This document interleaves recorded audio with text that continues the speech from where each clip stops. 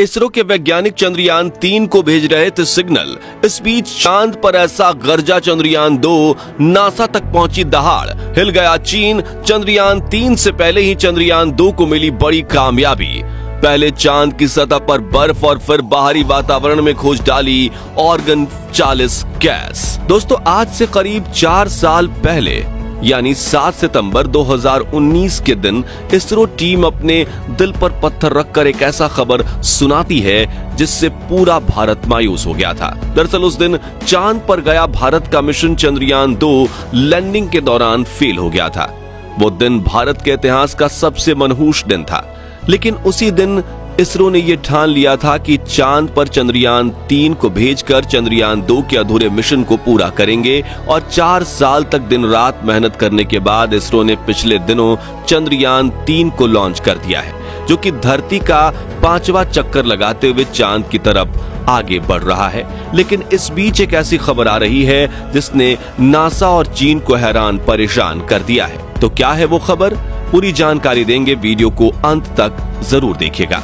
दरअसल इसरो का दूसरा मून मिशन चंद्रयान 2 जिसे फेल बताया जा रहा था, वो अब अपनी गहरी नींद से जाग चुका है और ऐसी करामात करके दिखा रहा है जिसे देखकर दुनिया की सभी स्पेस एजेंसीज हक्की बक्की हो गई हैं, क्योंकि अपने लाखों डॉलर्स के मून मिशंस भेजकर जो काम वो लोग नहीं कर पाए, वो अब इसरो का वो मिशन करके दिखा रहा है जिस पर दुनिया ने फेलियर का ठप्पा लगा दिया था। हालांकि दोस्तों, इसरो को अपने इस अंतरिक्ष यान पर पूरा भरोसा था और जब चंद्रयान 2 का विक्रम लैंडर क्रैश लैंडिंग की वजह से तबाह हो गया था, तब भी इसरो ने कहा था कि हमने इस मिशन के 90 से 95% उद्देश्यों को पूरा कर दिया है।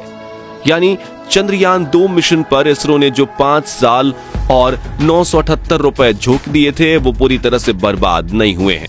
लेकिन उस वक्त नासा, चीन, सोवियत यूनियन और यूरोपियन स्पेस एजेंसी का मानना था कि चंद्रयान 2 ने अपने मुख्य उद्देश्य यानी लैंडिंग करने को पूरा नहीं किया है। मगर अब चंद्रयान 2 के ऐसे करामात हो गए हैं जिन्हें देखकर इन सभी की बोलती बंद हो गई है।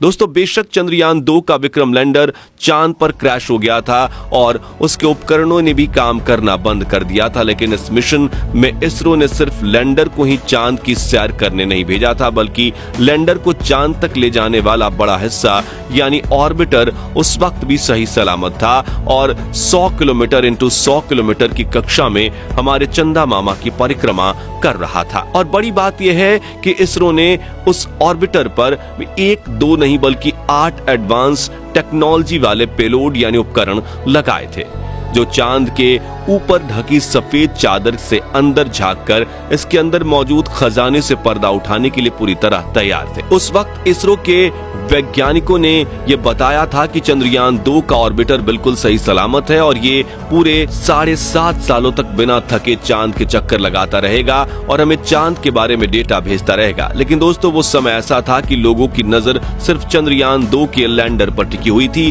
और ऑर्बिटर को तो लोग भूल ही गए थे। लेकिन अब चंद्रयान 2 के ऑर्बिटर ने चांद के कुछ ऐसे रहस्यों से पर्दा उठाया है कि सुनकर पूरे वैज्ञानिक जगत के अंदर हड़कंप मच चुका है। दरअसल आज तक सिर्फ यही कहा जाता था कि चंद्रमा के पास अपना कोई वायुमंडल नहीं है, वहां के वातावरण में कोई गैस मौजूद नहीं है और चंद्रमा सिर्फ एक एयरलेस बॉडी है। लेकिन अब चंद्रयान 2 के ऑर्बिटर ने इसरो को जो डेटा कलेक्ट करके भेजी है, उसके मुताबिक चांद के आयनोस्फीयर में प्लाज्मा डेंसिटी मौजूद है, यानी कि चांद पर एक पतला वातावरण मौजूद है जिसमें कई महत्वपूर्ण गैसेस हो सकते हैं। चंद्रयान 2 की इस खोज को लेकर इसरो ने बताया कि यान के ऑर्बिटर पर लगे एटमॉस्फेरिक कंपोजिशन एक्सप्लोरर CHESS-2 उपकरण ने चांद के एक्सोस्फीयर यानी कि बाहरी वायुमंडल में ऑर्गन 40 यानी कि 40 AR गैस का पता लगा लिया है। बता दें कि एक्सोस्फीयर खगोलीय ग्रह या उपग्रह के ऊपरी वातावरण का सबसे बाहरी क्षेत्र होता है और यहीं मिली ऑर्गन 40 गैस की खोज से हमें चंद्रमा के बाहरी वातावरण के बारे में जानने में काफी मदद मिलने वाली है। इस खोज के बारे में आगे बात करते हुए इसरो के वैज्ञानिकों ने बताया है कि चंद्रयान 2 ने यह ऑब्जर्व किया है कि दिन और रात के दौरान इस ऑर्गन 40 गैस में भिन्नता दिखाई दी है। उनके मुताबिक जब चंद्रमा पर दिन होता है तो ये गैस कंडेंस हो जाती हैं, आसान शब्दों में गाढ़ी होकर जम जाती हैं और जैसे ही दिन होता है ये एक बायो की तरह ही रिलीज होकर वातावरण में रिलीज होने लगती हैं। दोस्तों, ये चंद्रमा के वातावरण की सबसे बड़ी खोज इसलिए मानी जा रही है क्योंकि अगर यहाँ ऑर्गन 40 गैस मौजूद है तो हो सकता है कि डीप ऑब्जर्वेशन करने पर हमें चंद्रमा के वातावरण में मौजूद शेष गैसों के बारे में भी पता लग सके। इसलिए हम इस खोज को दुनिया भर के वैज्ञानिकों के लिए एक उम्मीद की किरण जरूर कह सकते हैं। दोस्तों, बता दें कि ऑर्गन गैस खोजने के अलावा चंद्रयान 2 के ऑर्बिटर ने पिछले 4 सालों में चांद के कई रहस्यों से पर्दा उठाया है, जिसके बारे में शायद हर भारतीय नहीं जानता होगा। लेकिन चंद्रयान 2 की हर खोज को देखकर काफी लंबे समय से नासा और चीन पानी पानी हो रहे हैं। जैसा कि चंद्रयान 2 के ऑर्बिटर पर OHRC यानी ऑर्बिटर हाई रेजोल्यूशन कैमरा लगा हुआ है, जो 100 किलोमीटर की ऊंचाई से भी चांद की बारीक से बारीक तस्वीरें खींच रहा है और इसने चांद के कई बड़े क्रेटर्स का पता लगाकर फोटोज के जरिए इनकी मैपिंग भी कर ली है। जैसा कि आप इस फोटो में चांद का जो क्रेटर देख रहे हैं उसका नाम मित्रा है, जिसका नाम भारत के जाने माने फिजिसिस्ट सीसी कुमार मित्रा के नाम पर रखा गया है। 92 किलोमीटर चौड़ा यह क्रेटर चांद की वेस्ट साइड पर मौजूद है। इस तरह चंद्रयान 2 की मदद से चांद के छोटे मोटे क्रेटर्स और पहाड़ के हाई रेजोल्यूशन फोटोज इकट्ठा कर लिए गए हैं और इसने चांद की सतह का नक्शा बना दिया है, जो न सिर्फ चंद्रयान 3 बल्कि भविष्य में होने वाली सभी मून मिशन में काम आने वाले हैं। इसके अलावा दोस्तों, चंद्रयान 2 पर एक्सरे स्पेक्ट्रोमीटर नाम का एक उपकरण भी लगा हुआ है, जिसने चांद की सतह पर क्रोमियम, मैग्नीज और सोडियम जैसे मूल्यवान खनिजों का पता लगाया है। वहीं साल 2009 में चंद्रयान 1 ने चांद की सतह पर पानी की खोज की थी, लेकिन कई वैज्ञानिक चंद्रयान 1 की खोज से संतुष्ट नहीं दिख रहे थे। लेकिन चंद्रयान 2 के ऑर्बिटर पर लगे इंफ्रारेड स्पेक्ट्रोमीटर उपकरण ने चांद की सतह पर हाइड्रोक्सिस और वाटर आइस होने के बाद पर ठप्पा लगाकर उन सभी के मुंह को बंद करवा दिया है जो इस बात से इनकार कर रहे थे। दोस्तों, इसके अलावा चंद्रयान 2 पर एक ऐसा उपकरण लगा हुआ है जो चांद नहीं बल्कि सूरज की स्टडी करता है। जी हाँ, हम मजाक नहीं कर रहे।